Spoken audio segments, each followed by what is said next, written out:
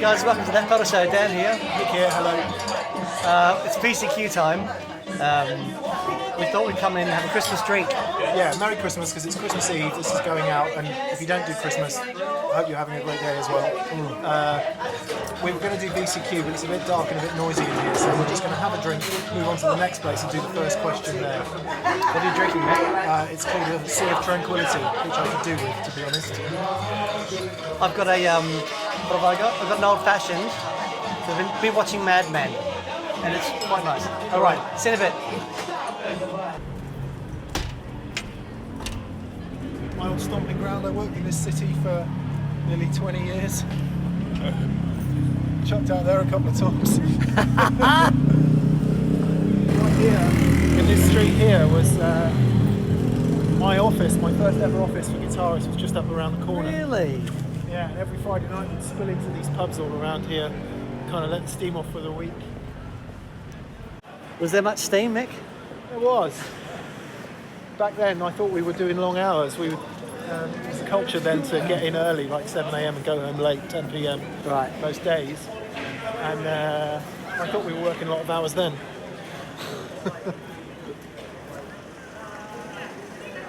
Vino? So, number 2 on our evening, what we say, wine bar crawl. Ooh. Maybe we'll end up in a bar soon, like a proper bar. Okay, VCQs. It is Christmas Eve. Merry Christmas, or whatever else you do. Merry Christmas! We've said that already, but this is predominantly about the video that went live on Friday, which was So Say Bad Pedal Platform Amplifiers. Not our words, your words. Your words. Thank you to everyone who's wished us a Merry Christmas. Yeah, thank you guys, I really appreciate it. And let's get on with it then, Dan. So, Timothy Ritchie says, Happy Christmas, lads. Happy Christmas, Timothy. What is top of your list to Santa? Which pedal, or is it another piece of gear? What best guitar gift have you ever received? So 2 questions there. Ooh. What do you want for Christmas, and what's the best guitar gift you've ever received? Another couple of hours in the day to practice, that'd be nice. However, I would be happy with a tube vibe from Effect Road. Oh, nice. I didn't leave this to chance or to any Santa. I bought Catalinbread Belle Epoch Deluxe for my Christmas present. Sounds stunning. And Yeah. the best guitar gift I've ever received is my Collins CJ35 Oh, from that's my lovely. amazing wife. Clay Henderling and William Sanderson say they're really looking forward to our Christmas show and hopes we didn't forget. Sorry, oops. We didn't forget. We just, as you will have noticed, TPS's video output has stepped up considerably in the last few months, and we've put all our effort into doing that basically, and we are beyond our resource and time We are. level We did. already. And so we thought, you know what, Christmas show would be really funny, but it's actually, are we getting too serious? No, we did a Christmas show a couple of years ago as well. We put so much work into it. We wrote songs, we had costumes, it was awesome. No one watched it. Well, people watched it and they said, oh God, can't you just make a normal video? Martin Barber says, what's that lying on top of the bass amp? Is it a Vox AC4 Blue? No, it's not. It's the top of the Vincent Baby Echo. Excuse you? So much noise, so little car. There was almost unanimous praise for the Roland JC40 we had on the show. Totally took me by surprise, that amplifier. I did not expect that. Yeah. Sounds awesome. Seriously considering making it part of the rig. Sounds so good. And the JC series in general, I think people were expecting us to really go to town on those amps in a negative fashion. But I think the whole point of the show, really, as we'll come on to, was to go, there are no bad pedal platforms, and we were out to prove that. Yeah. But lots of people mentioned Steve Rothery, of course, Billy Duffy, Nick Reinhardt, all of whom Who's that honk used... Steve Rothery? Yeah, honk, we don't have the honker with us. All of whom used Roland JC amps with fantastic results. And 5150s and 6105s too, of course. Plenty of people use those. So thanks to Ron Shepherd, Stephen Dobias, Mark Satterwhite, Mr. Wilson with a Strat, I like you, Shelbornian, Black Cat Bones, Christopher Clement, Lawrence Gillespie, hello Lawrence, Wrapped in Blue, Joao Paulo Padilla, and loads more. You all said the same thing. Yeah, very cool. Sebastian Falvo says, hearing you both say that the clean sound of JC40 with the bright switch in is being too bright made me wonder how brightness is being lost through recording. Yeah, It sounds very 1985 SRV fourth position bright to me. Oh, awesome. The gin martini? Yeah. Yeah, you very there much. we go. Gin martini. And the Aperol Aperol Spritz. There we go, enjoy. Cheers, thank you. Cheers, bud. What was the question? You said we Oh think... yeah. Don't know. Maybe that ultra brightness just wasn't. We don't use any compression or anything like that. EQ wise, it hits a Neve 1073 model in the Universal Audio world. But I think that frequency, YouTube's going to struggle to get that frequency through because it's right up there. if anything, I will always boost 10K a bit and 3.2. Right. Just to give it a little bit of sizzle, which That we is have what in the room. What we have in the room. But Interesting. yeah, so no, but it's a good spot actually. It certainly wasn't as bright through the audio as it was in our Yeah. rooms. Okay, Sam Anderson. So, where are the difficult pedals? You want to test a pedal platform? Where's the fuzz? The vintage, barely working pedal, the flange, the treble booster. Everything will sound nice with a bit of drive and some reverb. Come on, lads, challenge yourself. No, I think We should have used the thank fuzz. you. I think we should have used the fuzz, but I think the idea with this one was people were saying that these are bad pedal platforms, and we just were like, okay, let's try a few things that we know sound good into a lot of amplifiers. That's so cool. Check out my little flying swan olive there. It's very nice. This is for everyone who doesn't like olives. No, what the idea was, I mean, if we put a treble booster into the JC40, it's just going to be horrific. You know, we know that. We won't set out to make it sound bad. We're going to try and make it see what it could do, and ends up, you know, DNM Drive and the Page both sounded immense. Put on some, you know, delay and a bit Page sounded awesome too. Oh, Page man. tube boost. That's going straight back onto the board. Yeah, do you know, funny enough, I put mine back on as well. Did you? Okay. We should have done a first though. Should have done a fuzz. Angry dog. He's not happy. My mate has broken his rib and he can't walk his dog at the moment. So I reckon that's how his dog sounds. Would it be okay to ask how he broke his rib? Playing cricket. Oh right. Yeah, He must be Australian. he is Australian. Yeah. Live for cricket out Hey, there. Brendo. All right. Okay, so to wit, the blues prosecutor. The blues Okay. prosecutor. I would guess you're a lawyer, and you like blues Right. rather than you did what I did on Guitarist magazine for 20 years, which was And get sent, judge blues players. get sent every blues record ever made. Going. Anyway, moving on. By the way, Robin Ford's new record is brilliant. Is it? I listened to it on iTunes yesterday while I was doing some stuff. My goodness me, it sounds quite raw. And Okay. Yeah. So, Robin, we know you watch this. Anyway, the blues prosecutor. Stop stealing my licks. Yeah. The blues prosecutor asks, so what do you guys think is the worst pedal platform? I don't think there is one. I do. Anything that's kind of super tiny. But then, sorry, quick tangent. When I interviewed Bill Bramall, Honk, I asked him what the awesome sound on the front of the track called Live Forever was. Right. And he said it was a PV Rage 158. It's called. Awesome. Yeah, so it's just about knowing what's going to happen when you plug that pedal in. Yeah. And so if you're expecting some kind of Dumble pedal to make a PV Rage sound like a Dumble, and it's not going to work. So we've had a few comments on tube amp snobbery. For example, from Stuart Bridson and George Patterson and a few more. Yes, this is a bugbear of mine when we get accused of being tube amp snobs. Excuse me while I sip on my cocktail. Dan, tell me about a food that you really don't like eating. Brussels sprouts. You don't like Brussels sprouts. Cannot abide them. Do you like broccoli? Yes. Does that make you a broccoli snob? No. So just because you don't like something doesn't make you a snob. Yeah. It just means you don't like it. So I have it about blues, for example. Like people hate blues and they think it's awful, and I feel persecuted by that. Right. So I call them, I don't know, indie music snobs or metal snobs or whatever. But it's not. Snobbery word is completely. It just means you don't like it, and that's fine. That's fine, I think. But there we are. However, the biggest news, because the comments were pretty much of a fashion for that video, weren't Yes, they? yes. Those two amps sound great. You made them sound good. What were we all moaning about? Yep. The biggest news on that pedal show this week has been the dB meter. Yes. So we installed an electronic dB meter, which is about that big,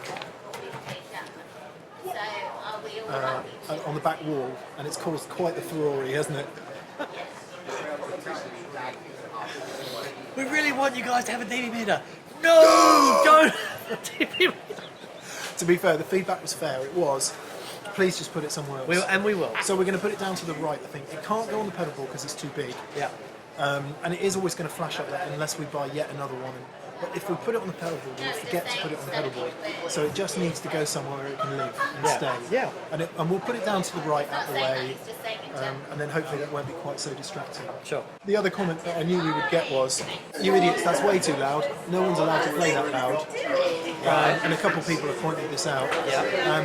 You're damaging your hearing. Huh?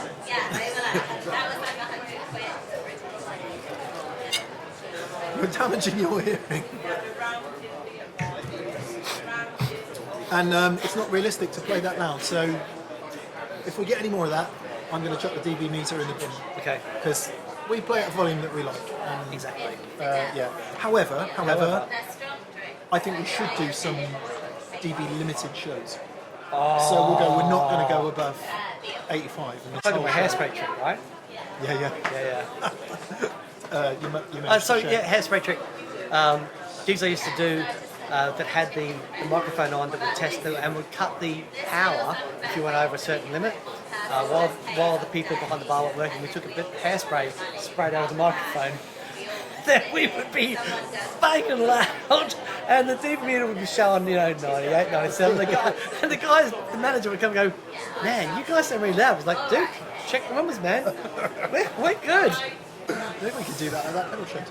Okay. I'll bring some hairspray and I'll spray the thing on the monitor. Awesome. Right. Look, that's the end of page one. I think we should move on. Let's move on. All right, let's move on. So Shane R says, I've got several cool old amps, but I've never owned a Vox or an EL34 Class A style amp. I love the sound of band's 61 AC30. Yes. So I've been seriously considering buying myself one for Christmas. Have either of you tried the hand-wired AC30s, and how does it compare to Dan's original? I've been looking at a matchless or a Dr. Z, or any advice. Dr. Z for anyone in Dr. the Z, US. sorry. Right, my AC30 has been gigged and worked, and the speakers have been pounded, and it's got the old iron in there. It's a very special sounding amplifier. I would say all amplifiers of that vintage do have their own thing going on. They need constant, you need to love them. And I do love my old AC30. They're a giant pain in the arse, But aren't they? they're a giant pain in the arse, But it's for me, that is the amp that was there when music changed the world, and it's a very big deal for me. What I would say is that, like, the matchless DC30 is an epic amplifier. There are a number of EL34 platforms. I think, matches Dr. Z, Bad Cat, there are a number of amplifiers that will fit that bill.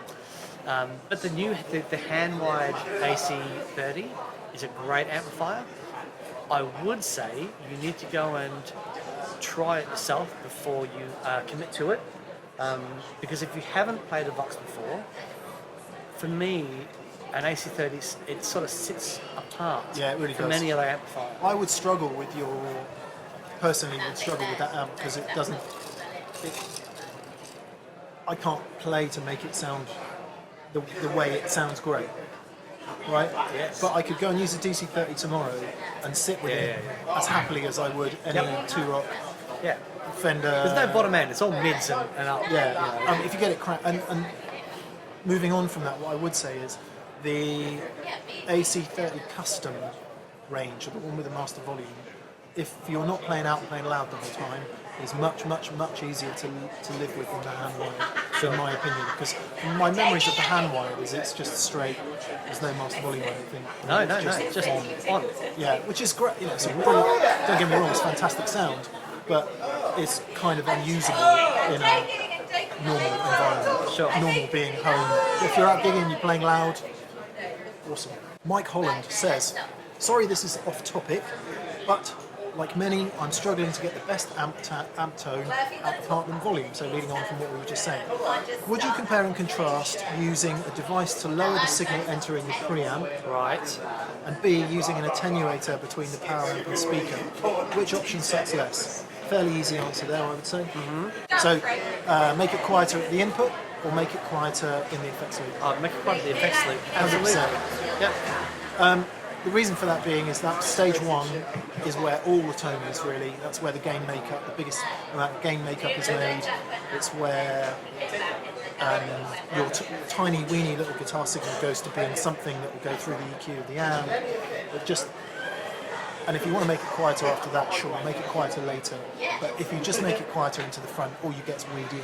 Yeah. So Yep. yeah, there are a few devices that do that. JHS do one actually, just a passive volume knob for the loop. Right. But it doesn't mean you'll get power amp distortion No. necessarily, No. because it depends where the loop is in relation to the last preamp valve, which is called a phase inverter. Yeah. If you've got a loop, try a compressor in the loop. Use that. Okay. Cosmic J. Oh, I like that. Cosmic J. Cosmic J offers us solstice felicitations. I drove past Stonehenge twice today. Did you? Yes. All the solstices are out there a day late. Solstices. Man, I took the kids I'm not out. even drunk. I took the kids out to Stonehenge last year, and I mean it's amazing. But there was a witch. She called herself a witch. Stood out there with this pole, and I noticed my daughter talking to her, and I went over and tried, and I heard the conversation, and I just ended up taking Livia's hand and saying, let's go, sweetheart. Let's go. It's there's some colourful characters at Stonehenge. Can I raise a practical question? Yes. No, the answer is No, you bloody dog! Are we doing Stonehenge tomorrow? Right, here we go. I didn't get to his question though. yeah. Cosmic J. Cosmic J's question. Cosmic J. He wonders if you've ever tried a Laney IRT Studio as kind of a preamp into a ladder amp. What do you think? what he's actually saying. Sorry, I abridged this. He's saying that he got an IRT Studio, not being a metal guy, and it's kind of it's branded, kind of black and metal. So this is, I saw Ola England did a thing with this on Facebook, yeah, and it's that thing. IRT Studio. Yeah. It's a little thing that's got cap sims and all kinds of stuff in it. Okay, cool. Or it's just a straight little valve preamp. It's very cool, actually. Yep. Yes, I have. I did the demo for Guitarist Magazine many years ago. Oh, cool. And I thought it was pretty cool, actually. Yes, okay, and then finally, we did get some questions on pedals. Tom Poynton and Tom Bedford, you have to be called Tom to want to know this. What do we think of the Catalinbread Belle Epoch Deluxe? Yes, Michael. Andy, PGS Reverb, brought it in and he played it and it just sounded magic that day. Yep. So I've eventually ponied up the cash and bought one, and I like it a lot. It sounds great. I'm still getting used to it. What I really like is where you drive the preamp. the thing to the tape so that the repeat overdrives a bit. The thing that has annoyed me intensely to kind of stamping my feet up and down 3-year-old style is it flips the phase. Yeah. So in the wet dry rig, it makes it unusable for me because Kick it on, kick it phase on, flips. and everything goes out through a phase. So Dan's got a little gizmo that he's helping me with that. Otherwise, it sounds spectacular. Yeah, no, it's awesome. Yeah. Okay, Stu McLeod. McLeod! I have had a sorry, let's say Highlander. Yeah. There can be only one.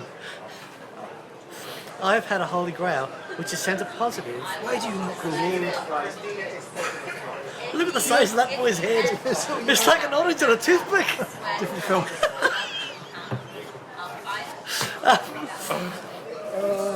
Why do you not Right. call Rest my love.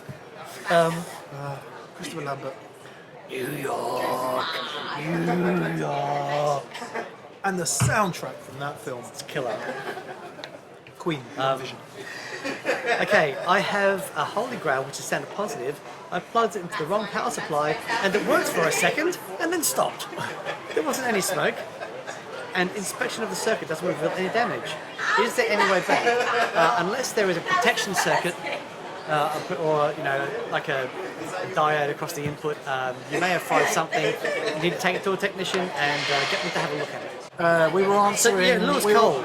We were answering Lewis's question about We're putting a tube-driven effect pedals and pedal. things. Yeah, it can actually. It could help. We've done shows on this, like for example when we used Simon Jarrett's Kingsley pedals stacked. So I've got, for example, Dan has two, the Maiden D and the Page DS, which is essentially two sides of a dumble type circuit. Yep. And you stack them together and you run them straight into the effects loop return of an amp. And yeah, I think they can work pretty well into a solid state amp. Will it sound exactly like a valve amp? No, but I think it can sound pretty cool. Yeah. There's- Just experiment. They're plenty all of tube they're- amps. Oh my goodness. I'm not. Tube.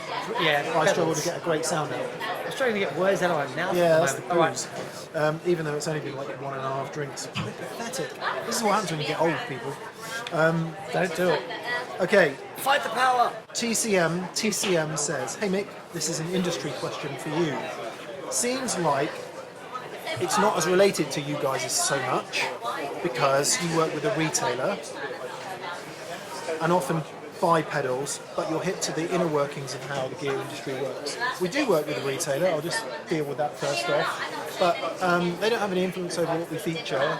They literally pay us money to mention them, which we're extremely grateful for. Yeah. Because it, along with sales to the TPS merch store, it's what keeps us in business, you know. Okay, so I know that print and to some extent YouTube channels depend on manufacturers to send them gear and advertise. I was wondering to what extent the industry still has that practice of pulling that support from people who negatively review or criticise. And in addition to that, how common is it for manufacturers to pay artists to use their gear or loaner or discount programs? Okay, right, first question was, do manufacturers depend on magazines and YouTube channels to get them exposure? Yeah, absolutely. It's hugely important to all manufacturers to get any sort of exposure. Now, this is really interesting. I'm going to try and keep this really brief. When I worked on guitar magazines, we were continually accused of being biased because we were accepting money from advertisers. Yep. Because the advertisers pay advertising money, therefore you end up reviewing their gear. There's a relationship that occurs in that instance. However, I worked on a magazine that had 60% of its revenue came from copy sales and 40% came from advertising revenue in the early days, which is it doesn't work like that in the US at all, but in the UK we were editorially driven, and I can remember writing negative stuff, or at least stuff that was criticising the product, and my publisher telling me to keep doing it because it's what people trust. Yeah, right. So we had a really hard line on editorial integrity, and yet we got kicked down the corridor every week for being totally biased. Fast forward, most YouTubers are paid by manufacturers to review gear. I like his hat. And there is nothing wrong with that because it takes time, money, resources. Oh Dan and I have said so many times how much money it costs us just to open the doors every month on TPS. Boy, oh boy. But the way we raise that money is you guys pay for it. You buy t-shirts, you go on Patreon, we get money from Anderton's, Rift City and Pedal Empire, but we never take money from manufacturers to feature gear because Ever. it doesn't sit right with us. Works for other YouTube channels, doesn't work for us. We don't Because want to do it. we're not doing demos of the gear. No. What we're talking about is concepts. We're talking about how you relate to the gear, and gear is a concept. You know, for example, the gear that I use with an AC30 is different than the gear that Mick uses with his 2-rock. Are we having a similar experience in the fact that we feel connected to these things? Absolutely. So then why would one bit of gear be less, I've said this before. One of among the many reasons I got out of publishing was because it just dawned on me that this $5,000 amazing guitar was completely useless to this person here, and yet this £200 guitar here, the example I always would use is Dan Electro, I could sit there playing the thing all day, and I absolutely loved it, and it would make me creative and I would get music out of it, and yet that would be reviewed badly because it was badly made and it was chucked together and all the rest of it. So I just lost a lot of truck with reviews because really what a review is there to vindicate your decision as a consumer as to what you bought. That's why reviews exist. And I just got to the point where I'm like, sorry, but I think that's bullshit. And actually what you should I'm going to honk the ball. Yeah. And what you should be doing is you should be going, all this gear is actually really good in this day and age. The question is, can you use it? How is it best to use it? And will it inspire you? So anyway, to answer the final question, do manufacturers not send things to people they don't like who criticise the product? Yes, for two reasons. One is nobody wants bad publicity. Two is the people who criticise the product, A, may not understand that product and therefore don't put it in its correct light. Or B, I'm going to ask a question about their integrity as a reviewer. Sure. Now, if somebody who has a great track record, is clearly very knowledgeable, is a great player, criticises a product, they will always do it in a way that's constructive. And they will always do it in a way that will say, actually, do you know what, for this? For example, my moan about the Belle Epoch Deluxe flipping the face. That's based on the fact that in that particular instance, it doesn't work for me because it flips the face. On a normal pedal board, not an issue. Every day of the week, it's fantastic. So every criticism comes with an explanation, comes with context. And I would say a lot of those sites that you read that just say this is a bad pedal, there's no context, and in many cases, damn contentious. They really don't know what they're talking about. Sure. Sorry, I'm with you, Holmes. So, however, if the manufacturer has got 5 demo units available, and there's 10 people that want it, have a guess where they're going to go. Right. Yeah, of course. Okay, Brandon Bernard says, I have a question regarding the epic delay sounds you guys get. Epic! I've watched your videos dedicated to delay, but I'm still curious on how people gig without a tap tempo delay. I get the slapback thing, but the longer stuff you guys do always sounds great, no matter what the tempo. Any chance you guys could explain how that works, or why that works, or instances in which that doesn't work? My delay is my favourite effect. I've always hesitated to provide delays without tap tempo because I'm scared. Any content on this would be amazing. Funnily enough, next week is the show for you, young man. So I'm a massive delay fan, and I always have 2 or 3 delays on my board. Delay as an echo effect, which simply adds an element of thickness to the sound, regardless of the tempo. And there are some key things you can do to help that, and that is what next Friday's video is all about. Brilliant. We talk about that in some. It's actually called 10 great things you can do with your delay pedal or something like that. Right. We've decided that clickbait titles really work well. Awesome. This week, Bad Pedal Platform Outs ?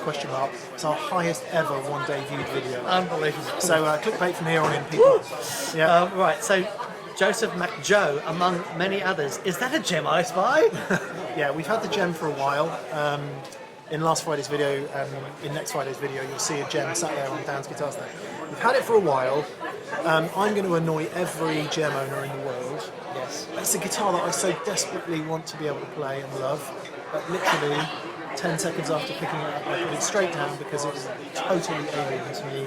Flat neck, super flat fingerboard.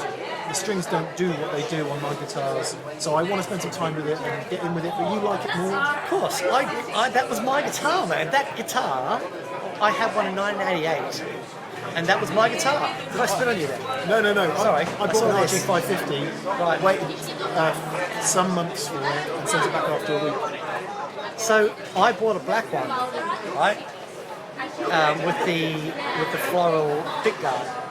Because before that I had a pink HM Strat, right, heavy metal Strat, and the guys in the band, actually the guy that broke his ribs, I was talking about before, Brendan, they couldn't stand the fact that I had a hot pink guitar. I said, right, I bought this black gem guitar. Turned up, it was desert yellow, which is the same colour that we've got. And I took it to the first gig, he was like, no! Honestly, that guitar is so heavily in my heart, because I love the Via albums when he was playing those guitars. But I just can't play them. So I'm looking to be educated on that, how I could live with that guitar a little better. Yep. We did put 10.5s on it and it sounded much better. Great, awesome. Jonas Tarver says, Dan, where is your Ed O'Brien Strat? And Rob Barras says, where's the Krautster gone? Okay, so the Ed O'Brien Strat. Situation was, I was in a band called Tin Spirits, and we were writing an album, a third album, and that guitar was a big part of that, and I was writing it at home, so that's where the guitar has been. The band broke up.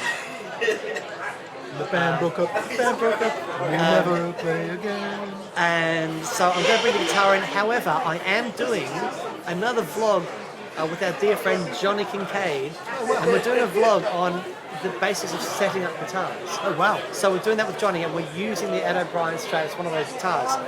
When it comes to the Krautster, I love that guitar, one of the best necks I've ever played. I am struggling with the bridge pickup on it. The neck, the P90 in the neck is amazing.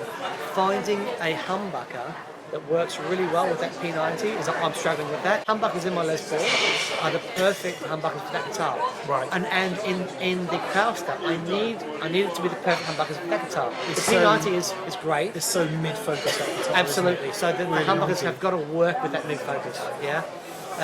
But I love those two guitars. You'll be seeing them again soon. Andres Ortiz, Jonathan McNichol, Dean Adams, and Jack Roberts are asking about the new PRS. It is explained in the when you click the arrow down in the description on YouTube. There's a little bit of text there that explains. However, PRS had lent us the Silver Sky. Yep. The Silver Sky's gone to Mary Spender. It was going to Mary Spender.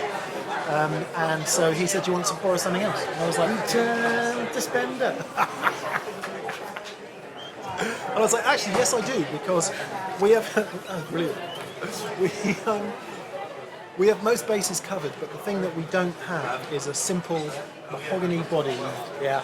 humbucker guitar. It's just a straight How ahead. good did that sound with the 6105? Sounds really nice. I'm just getting used to it. Funny enough, I used it at a band rehearsal the other night, and it sounded really, really nice. So, yeah, that's why it's there, because we have a guitar on Open PRS, and that's why it's there.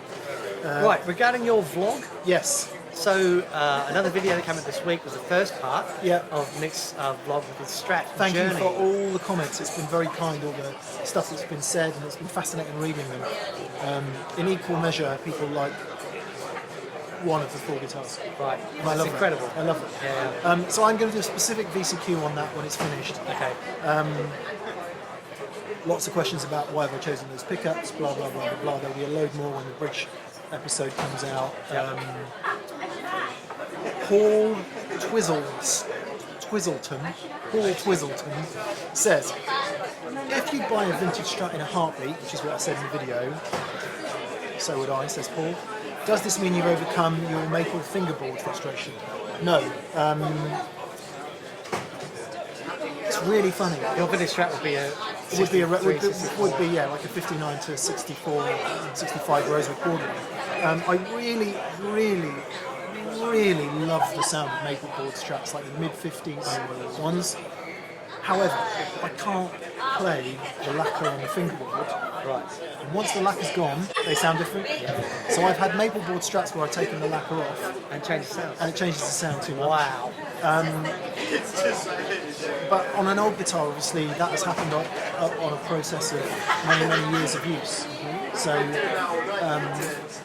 like, if I could afford a proper mid-50s Strat, of course I'd have one. But first on the list is a 59 to 64 type. Actually, Rabia Honk commented on the video, bless him, and said, "Really? Really? What's all the fuss about vintage Strats? I don't get it." Yeah, So I've said, right, we'll all go out together and play Awesome. something. Yeah, brilliant. Okay, so guys, that's it. Thank you so much for watching. No funny question this week. Yeah, just to say, we've had an amazing year this year. Utterly unbelievable. For those of you that have made it thus far, from the bottom of our hearts, having you along on this journey with us, it is one of the greatest privileges of my life. It's a trip. It's a really massive, is. Yeah, massive it's trip, and we're unreal. privileged to do it. So thank you guys so much. We wish you the merriest of Christmas, happy holidays, all that stuff. Prosperous New Year. All that stuff. Peaceful New Year. Peaceful New Year. Happy New Year. Happy guitar playing New Year. Yeah, yeah. Happy sonic exploration New Year. Brilliant. Fantastic, guys. Thank you so much, and we will see you very soon. In on Friday, and then there probably won't be a VCQ next week. But we'll see you on Friday. Yeah, because there'll be a few of these going down. Garçon? Garçon?